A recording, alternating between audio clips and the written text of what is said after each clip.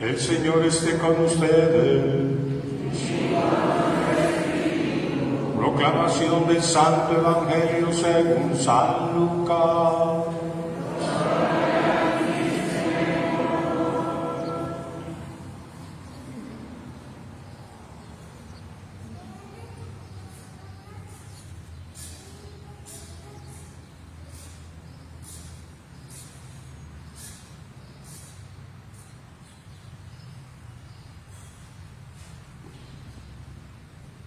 Jesús se hizo acompañar de Pedro, Santiago y Juan y subió al monte para hacer oración. Mientras oraba, su rostro cambió de aspecto y sus vestiduras se hicieron blancas y relampagueantes. De pronto aparecieron, conversando con él, dos personajes rodeados de esplendor. Eran Moisés y Elías, y hablaban del éxodo que Jesús debía realizar en Jerusalén. Pedro y sus compañeros estaban rendidos de sueño, pero despertándose vieron la gloria de Jesús y de los que estaban con él. Cuando estos se retiraban, Pedro le dijo a Jesús: Maestro, sería bueno que nos quedáramos aquí y que hiciéramos 3 tiendas, una para ti, una para Moisés y otra para Elías, sin saber lo que estaba diciendo. No había terminado de hablar cuando se formó una nube que los cubrió, y ellos, al verse envueltos por la nube, se llenaron de miedo. De la nube salió una voz que decía: Este es mi Hijo, mi escogido, escúchenle. Cuando cesó la voz, se quedó Jesús solo. Los discípulos guardaron silencio y por entonces no dijeron nada a nadie de lo que habían visto. Palabra del Señor.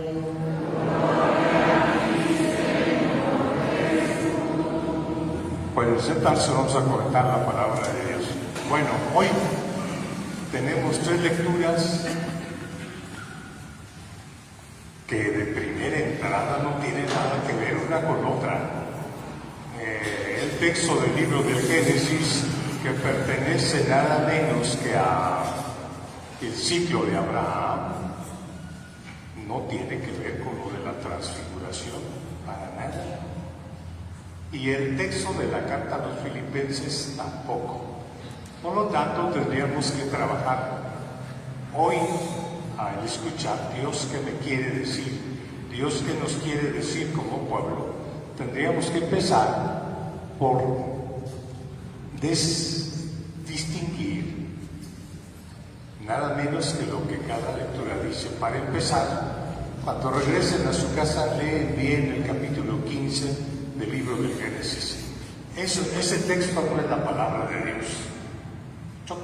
Le metieron la tijera y lo rompieron en pedazos. Vean, si ustedes van a ver el texto, dice Génesis 15, del 5 al 12 y luego del 17 al 18. ¿Se vale hacer eso con la Biblia? No, hay que leer ¿qué? Texto completo. Como quién, como el autor lo decidió. ¿Quién soy yo para enmendarle la plana al autor? Nadie. Entonces los tengo que contar o se lo saben de memoria. ¿Quién se sabe de memoria el capítulo 15? Me están defraudando. Capítulo 15, ténganlo en cuenta, hay que descubrirlo. La humanidad era un fracaso total exactamente al llegar al capítulo 11 del libro del Génesis. Un desastre. La creación muy buena. Aparecen los seres humanos en la creación para hacer historia y inmediatamente la historia se viene abajo. Y volvemos al caos. El capítulo 11 termina como una decepción. Los seres humanos no somos capaces de darle a la historia una dirección. Al contrario, hacemos que se pervierta la creación con nuestras historias tristes. Y entonces uno diría el capítulo 11, no tenemos remedio, somos un desastre. Y si nosotros examinamos la situación que estamos viviendo, somos un desastre. ¿A quién se le ocurre hacer una guerra contra otro país? ¿Y a quién se le ocurre sacar tanta gente y tanto sufrimiento? A nosotros los seres humanos, ¿eh? Y que no digan es el presidente de Rusia. No, somos quienes. Nosotros. Somos capaces de eso y de más. Es decir, somos un defraude de la historia. En lugar de echar a andar la historia, le echamos para abajo. En México, en esta semana, ¿cuántos tiroteos en la calle matando gente? Y van a decir, es que esos no son los del Álvaro Obregón. Los del Álvaro Obregón somos bien derechos, ¿sí o no? Y las balaceras que hubo la semana pasada, aquí también se cuecen habas, ¿o no? ¿Qué quiere decir? Que los seres humanos somos sublimes, pero podemos ser terribles. Y hay gente que se esconde. Como dicen, hay gente que atenta contra la vida de otros y luego se esconde. Y lo tienen que ir a buscar, ni siquiera es capaz de decir, yo fui. Se solapan, ¿o no? Y uno solapa al otro y el otro al otro, y entonces uno tiene la impresión de que esta historia no tiene rumbo. Exactamente terminando el capítulo 11 del libro del Génesis, aparece Abraham. Y entonces es cuando Dios le invita a Abraham, ven Abraham. Y Abraham va a ser nada menos que el modelo de un remedio de humanidad, de una transformación de humanidad. Va a ser el modelo preciso del ser humano que realmente tiene un rumbo, una historia.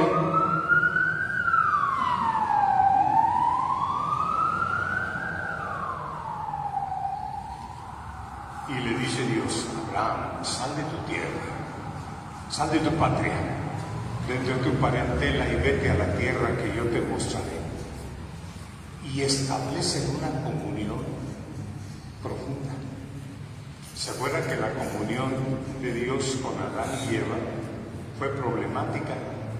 ¿Sí se acuerdan cuando se escondieron y que no querían ver a Dios? Abraham no, Abraham cara a cara. Ajá. Sal de tu tierra y de tu patria y yo te mostraré a dónde vas. Y ahí va Abraham. Increíble. Establecen una comunión enorme entre Abraham y Dios. Y yo creo que a nosotros se nos antojaría vivir una comunión así. En el capítulo 15, que es el que tenemos hoy en la liturgia, no empieza así como dice esto, no, empieza con un reproche. Llega Dios y le dice a Abraham, oye Abraham, yo soy tu escudo y tu protector. Y como se llevaban tan bien, le dice a Abraham, sí, mucho gusto. Yo ya cumplí y tú no has cumplido. Abraham habla con Dios tú por tú. Me prometiste una descendencia enorme y no tengo ni un chiquitín, ni uno. Y entonces Dios le responde, no. No te va a heredar uno de tus sirvientes, no. Te va a heredar uno nacido de tus propias entrañas. Y Abraham se le quedó viendo, ¿cómo no? Prometiste lo mismo hace bastante tiempo y no has cumplido. Vean, ¿cómo se lleva Abraham con Dios? Si quedamos en algo, quedamos en algo, ¿o no? Entonces tú le estás fallando. Y entonces Dios se ve que estaban en la tienda, como en la tienda de beduinos, y entonces Dios le invita a Abraham, sal. Y se salieron a la noche del desierto. Y no hay cosa más fantástica, no hay cosa más bella en este mundo que de repente salirse y ver la noche del desierto. Grandiosa. Y entonces Dios le dice a Abraham, cuenta las estrellas, cuéntalas. Así será tu descendencia. Yo estoy seguro que Abraham no contó ni una sola estrella. Se le quedó viendo a Dios y dijo, no cabe duda, contigo las cosas funcionan de otra manera. Hay que acostumbrarse a que nos siguen los mismos parámetros de la vida de todos los días. Bien, creyó Abraham, dice el texto, y Dios se lo decidió, se lo apuntó como un acto de justicia. Y entonces vean, esta maravilla, uno con otro. Y luego enseguida viene, por supuesto, lo siguiente. Abraham, el problema entre tú y yo es definir los términos de nuestra relación. ¿Qué te parece si hacemos una alianza? Acuérdense bien, esta es una alianza especial, explícita, porque todas las alianzas ponen condiciones. Esta no, esta es incondicional. Es Dios el que hace exactamente una promesa y no pide nada a cambio, porque estamos delante de la desnudez de la fe de Abraham. Cuando Dios se aparece a Abraham, ¿ya había templos? ¿Había templo de Jerusalén? ¿Había Biblia? No los oigo muy bien. ¿Había pueblo de Dios? ¿Había rituales y calendario? ¿Había sacerdotes? No.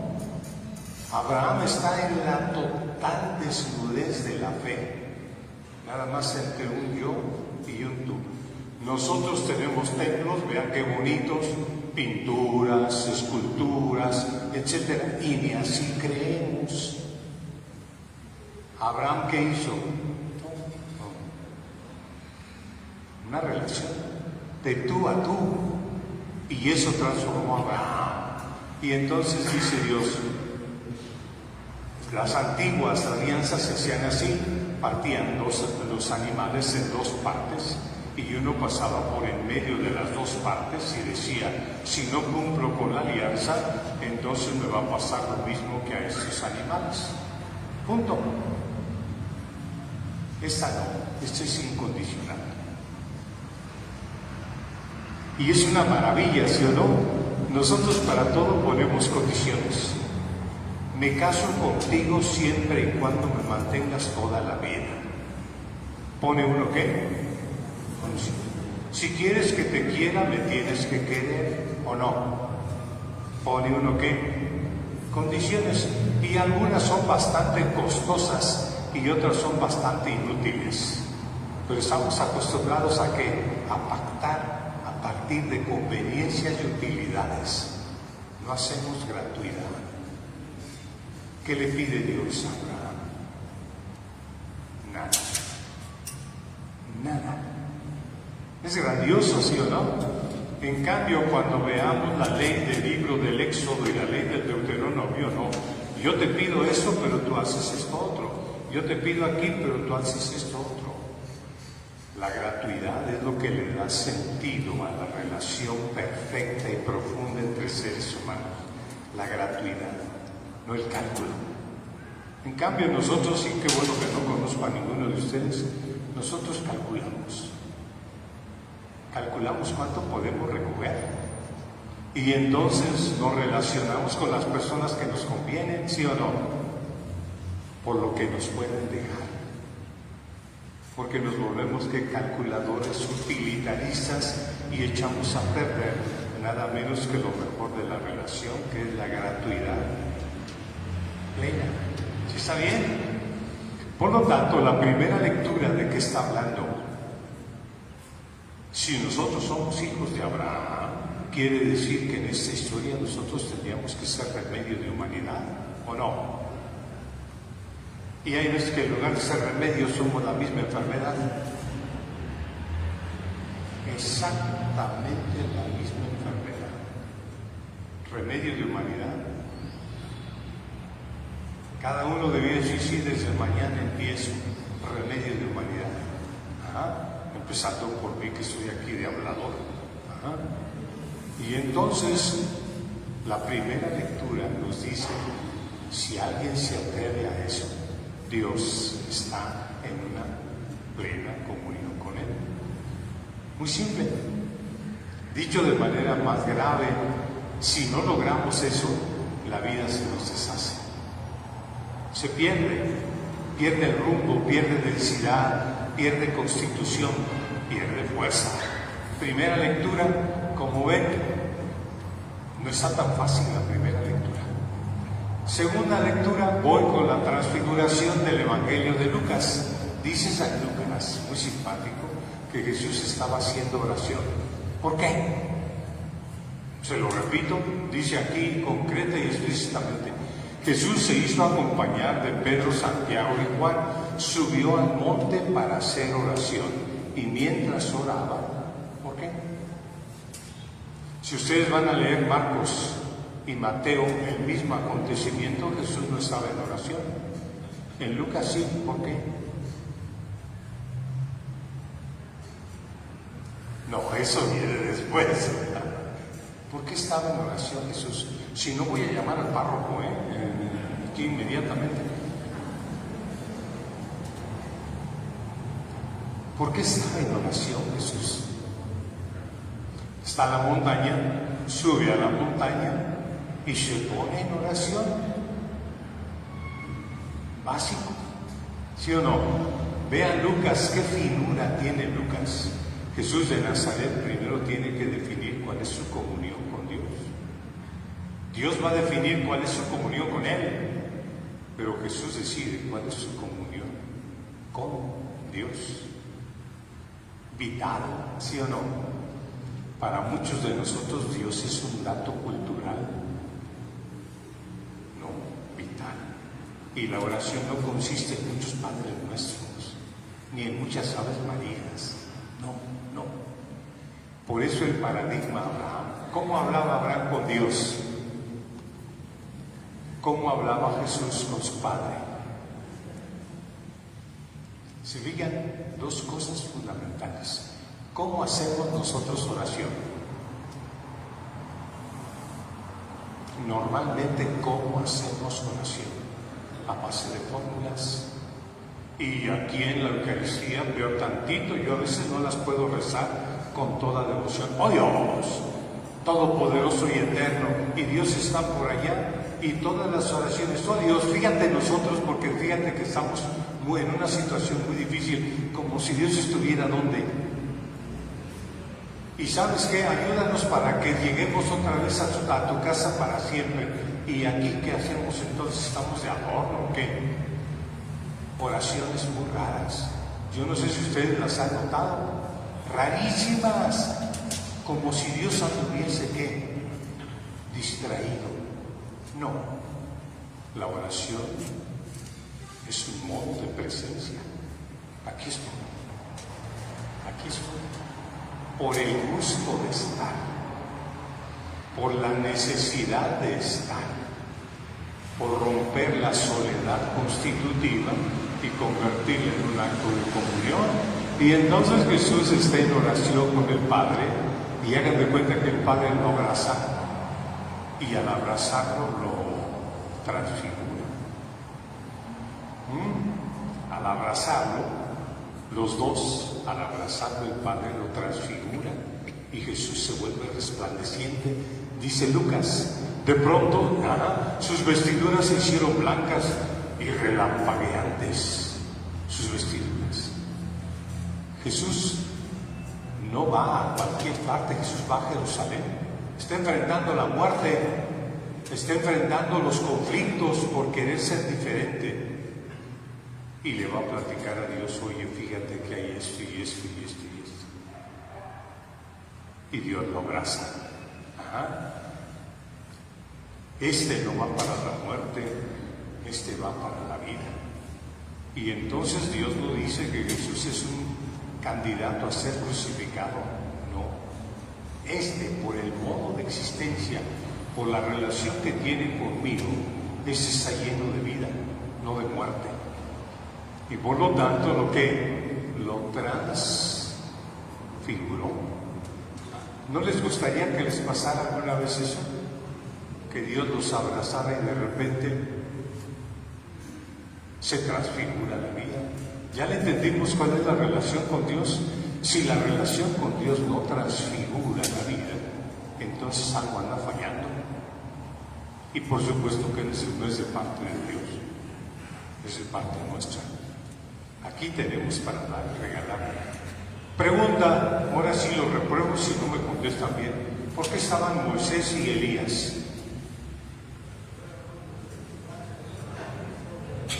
¿Cómo?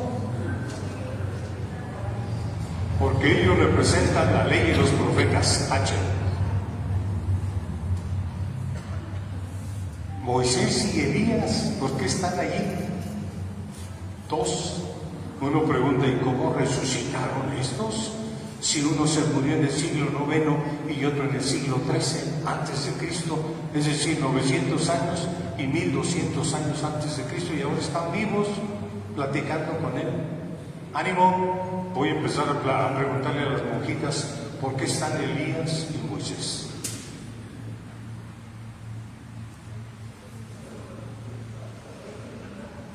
¿Por qué qué? Sí, son testigos, pero ¿por qué son testigos? ¡Ánimo!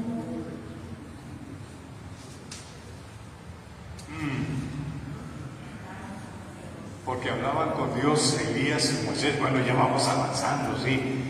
Moisés es alguien que habla continuamente con Dios y Elías también, pero hay otra razón. ¡Ánimo!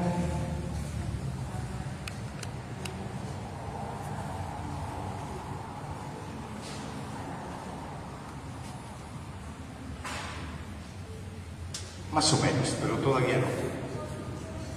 ¿Cómo? Ahí va. Vean, los dos vivieron de forma tan extraordinaria, tanto Moisés como Elías, que si ustedes se dan cuenta leyendo la Biblia, se están entregando, hermanos. ¿Quiere decir que no han leído la Biblia? Hay que leer la Biblia. Cuando Moisés completó su existencia, lo enterraron y no volvieron a encontrar su sepulcro. ¿Qué quiere decir? Que Moisés fue más grande que su propia muerte. Y por lo tanto hay hombres que no mueren. La muerte les queda chica. La muerte no se los puede tragar. Moisés. Y Elías, ¿ustedes se acuerdan que Elías no murió? ¿O sí? Se lo llevaron en un carro de fuego, ¿sí o no? ¿Qué quiere decir? Que hay hombres cuya medida de su existencia no es la muerte. Y ahí tenemos el problema de hoy. Hay algunos que tenemos miedo de morir, como si la vida perteneciera a la muerte. Estos tres no.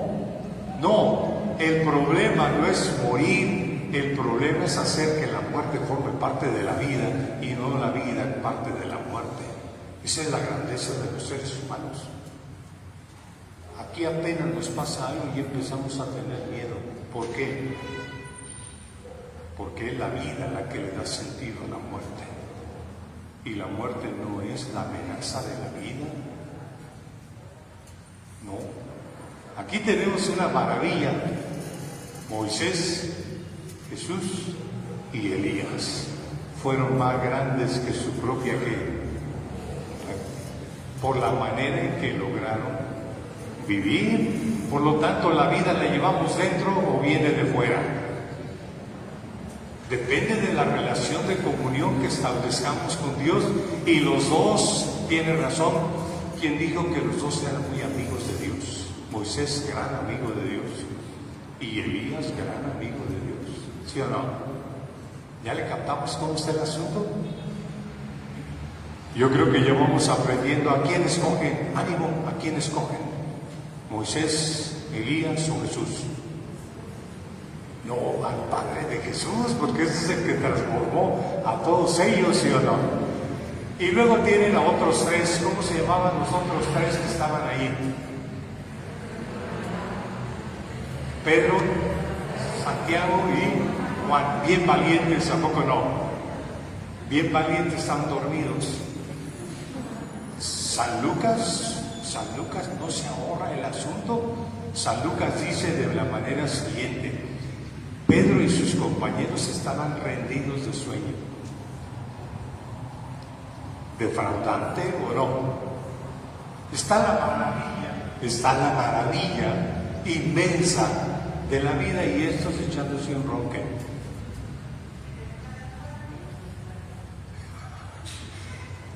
Ese es el defraude. Nos pasa la maravilla por aquí enfrente y nosotros estamos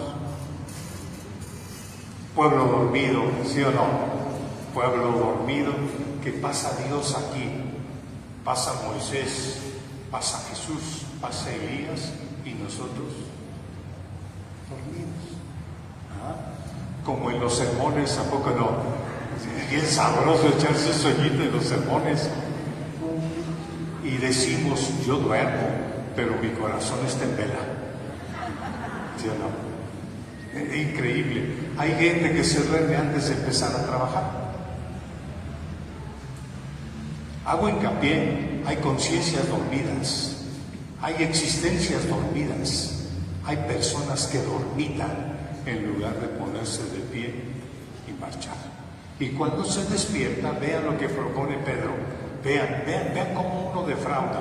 Lo que propone Pedro es lo siguiente: oye, maestro, sería bueno que nos quedáramos aquí, que hiciéramos 3 chozas, una para ti, una para Moisés y otra para Elías. Y estoy seguro que Jesús le dijo: aquí, Pedro, aquí. El problema es ir a Jerusalén, no quedarse aquí. Vamos a Jerusalén a apostar todo, no quedarnos aquí. ¿Qué tenía Pedro? Miedo, muy simple, miedo. Mejor aquí nos quedamos. ¿Para qué vamos a Jerusalén? Aquí nos quedamos. ¿Sí nos parecemos un poquito a Pedro? Muchísimo, muchísimo. Vemos el peligro que implica ser cristianos y mejor nos hacemos a un ladito, ¿no? Hay gente que empieza a participar en algo y a los 2 días se cansa. Punto. Vean el buen Pedrín, ¿no? Y luego viene que el Espíritu en forma de nube los cubre a todos. Y entonces cuando deciden enfrentar la vida plena. ¿Está bien? Última lectura, ya voy a acabar, porque para que no se aburran, voy a acabar. Pablo, carta a los Filipenses. Pablo está en la cárcel, que quede claro. Y está en la cárcel no por narcotraficante. No. ¿Por qué está en la cárcel Pablo? Por evangelizar. ¿Por qué metieron a la cárcel a Pablo? Y les digo que no fue por narcotraficante, ni tampoco por andar en la política, ni tampoco por andar de secuestrador. ¿Por qué lo metieron a la cárcel?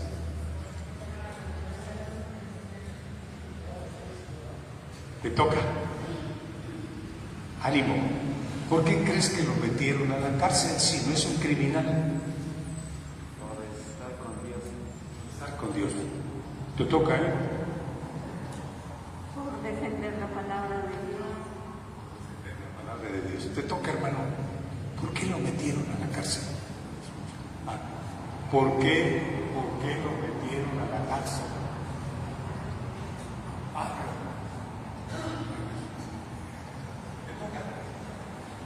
Por enfrentar la situación,